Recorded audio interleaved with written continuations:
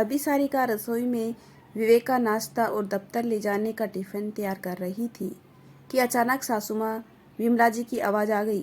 अरे बहू, लल्ला उठ गया है और रो रहा है, लगता है भूखा है। 4 माह का अंश आजकल बहुत तंग करने लगा था, परंतु सासू माँ की आवाज़ आते ही सारिका सब काम छोड़कर झट से अंश को अपने कमरे में ले जाकर दूध पिलाने लगी। नन्हा सा पेट बस 5-7 मिनट में ही भर गया।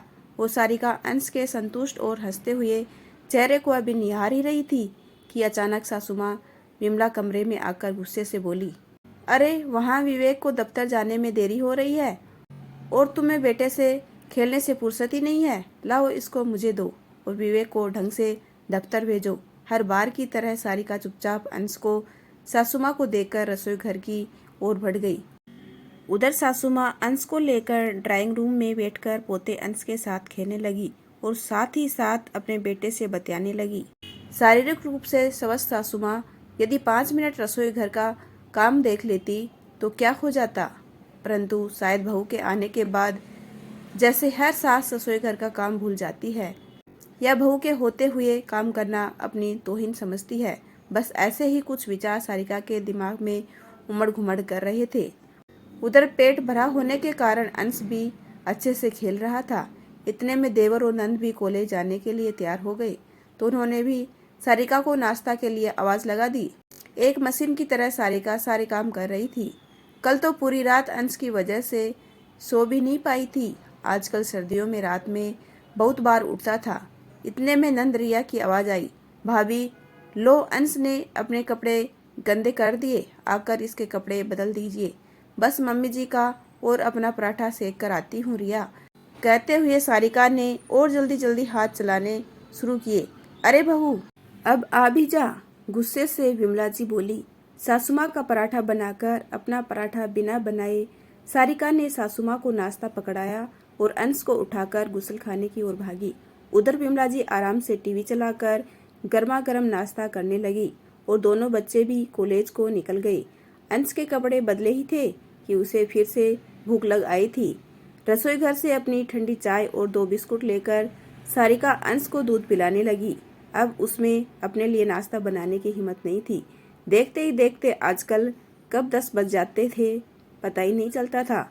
अंश जैसे ही सोया सारिका ने इम्तिनान की सांस ली और इतने में कामवाली ने आकर घंटी बजा दी।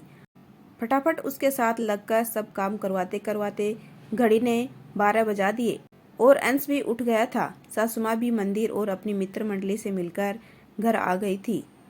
चल अब अंश की मालिश करके उसे भी नहला धुला कर मुझे दे दो, सासू माँ ने आदेश दिया।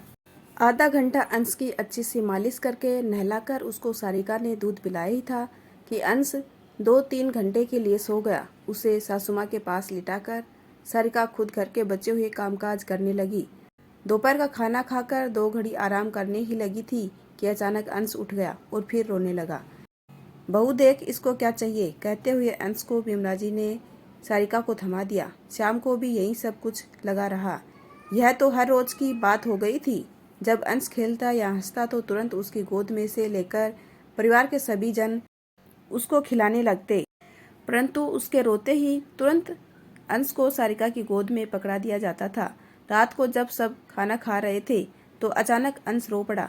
विवेक ने सारिका को उसको थमाते हुए कहा, इसको संभालो, हम लोग आराम से खाना खा लें। आज सारिका के सब्र का बांध टूट गया। 4 महीने से यह सब कुछ चुपचाप देख रही थी। गुस्से में बोली, एक बात बताइए, क्या सिर्फ रोते हुए बच्चे पर ही माँ का हक होता है? जब अंश खेलने के मूड में होता है तो उस समय मैं रसोई घर में सबकी फरमाइश पूरी करती हूँ और जैसे ही यह रोने लगता है तो इसको मेरी गोद में थमा दिया जाता है। आखिर मुझे भी तो मेरे बच्चे के साथ खेलने का मन करता है। ऐसा कब तक चलेगा? मैं सोच रही हूँ कुछ दिन के लिए माँ के घर रहकर आती हूँ, क्योंकि यहाँ पर तो मुझे मेरे बच्चे के साथ समय बिताने का मौका ही नहीं मिलता और मैं उसके बचपन को जी ही नहीं पा रही हूँ। सारिका की बात ने विवेक को भी हिलाकर रख दिया था और विमला जी की भी आंखें नीची थी। मन ही मन सोच रही थी कि बहू कह तो ठीक ही रही है, इसलिए पहली बार उन्होंने बहू का कोई विरोध नहीं किया। सारिका नम आंखों से अंश को उठाकर चुपचाप अपने कमरे में चली गई। आज सारिका का सवाल विमला और विवेक को पहली बार निरुत्तर कर गया था। यदि आपको मेरा छोटा सा प्रयास अच्छा लगा हो तो चैनल को लाइक शेयर एंड सब्सक्राइब कीजिए। आपका अपना कीमती समय देने के लिए दिल से धन्यवाद।